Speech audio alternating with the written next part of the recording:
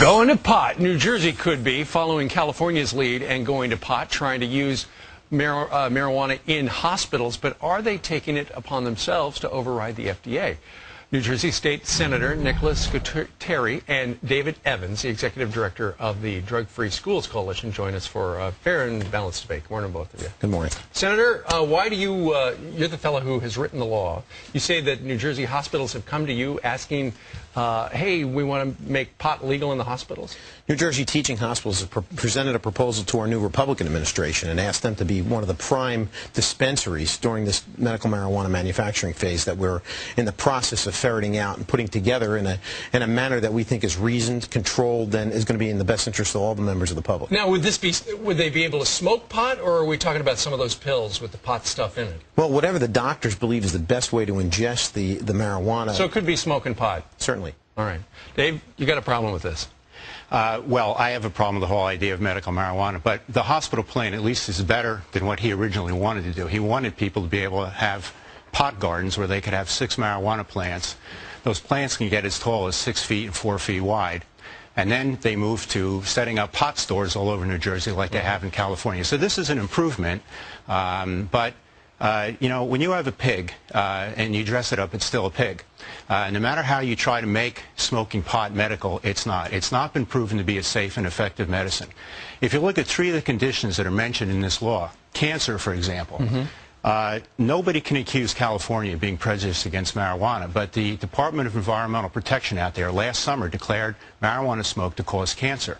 AIDS is also mentioned in this legislation. Harvard Medical School just came out with a study showing that if you ingest marijuana in any form, it weakens your immune system, opens your body up to Kaposi's sarcoma, which is something people with AIDS die from. Multiple sclerosis is also mentioned in this law.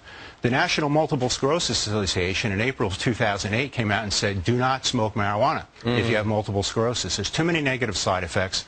There are safer, already FDA-approved medicines available. All right. Nick, how do you respond? Well, one of the purposes of having the hospitals allowed to be the dispensaries, that would allow for scientific study of this. I've met with the Department of Health Commissioner recently to talk about this and giving a rollout period to allow the hospitals, the teaching hospitals specifically, to educate new doctors, to study the strains of marijuana, to study its efficacy with respect to these terminally ill patients. And I think terminally ill patients, the last thing they're worried about is contracting cancer from marijuana. But isn't there something, you would think in a hospital they would have some really potent drugs. Are you telling me that they've run out pot, smoking pot is better than, you know, the stuff that pharmaceutical companies in New Jersey have developed? Well, that's the whole purpose of it, is to allow the significant study of marijuana in its efficacy for its medical purposes. And yes, marijuana's been around for years and years and years. No one's ever died from it. And one of the things that the doctors would like to be able to do is to study it in an efficient manner. That's why a significant sole source production might be the best way to roll this out. I'll give you the final word. The senator has just made my case for me.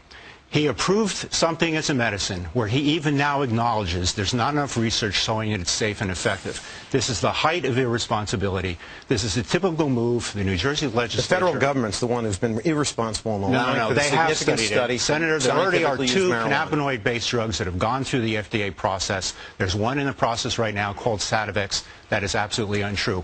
Leave it with the FDA, not with the New Jersey legislature. When I see someone overdose from marijuana, then I'll be concerned that you're correct. Plenty of people die from marijuana. There has not been drunk driving accidents, industrial accidents, cancer, emphysema, all of those conditions. If you'd looked at the research that I had sent you on the medical dangers of marijuana, you wouldn't have that opinion. All right, guys, we're going to have to end it right there for now. Senator Nicholas Gutteri and Dave Evans, we thank you both for joining us live. Thank you.